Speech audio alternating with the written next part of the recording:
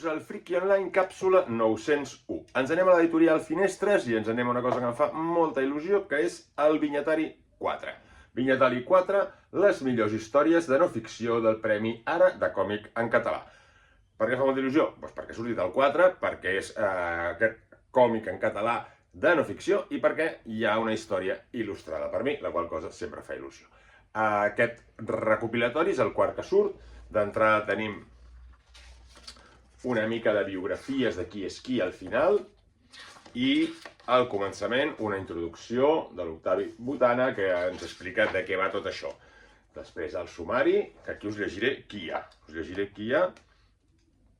Tenim una primera història que és Cafè Americà, el guanyadora en aquest cas, de Susana Martín. Després Pals a les rodes, de la Maribel Carot, que seria la segona guanyadora, i després ja van així a random, els han anat posant els que han escollit, que és Instruccions per fer un pou, de l'Alba Domingo, És només carn, de l'Andiplosis, El meu besavi sense tomba, de Ramon Pereira en el guió i Toni Benages, jo mateix, en el dibuix, Fer poble, del Feliciano García Zecchi, Japó, d'Aina Rius, No ficció, de Sergi Moreno, Ulla, de Anna Lian Matar i Cron, de la Rosa Codina.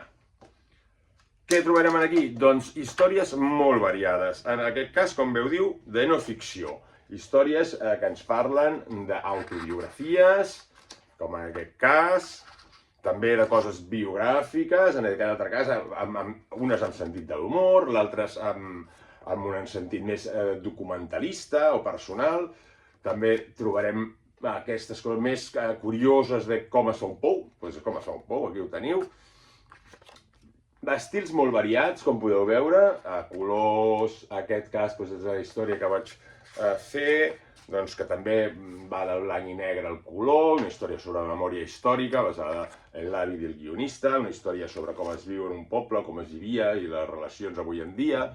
Bé, ja veureu que hi ha de tot i força, un viatge a Japó, com fer una història de ficció amb sentit de l'humor, de no ficció amb molt de sentit de l'humor, també més memòria història, en aquest cas Alemanya, i per acabar aquí la Rosa Codina explicant-nos també una qüestió purament biogràfica, que és la seva malaltia de Crohn, com la descobreix i què passa.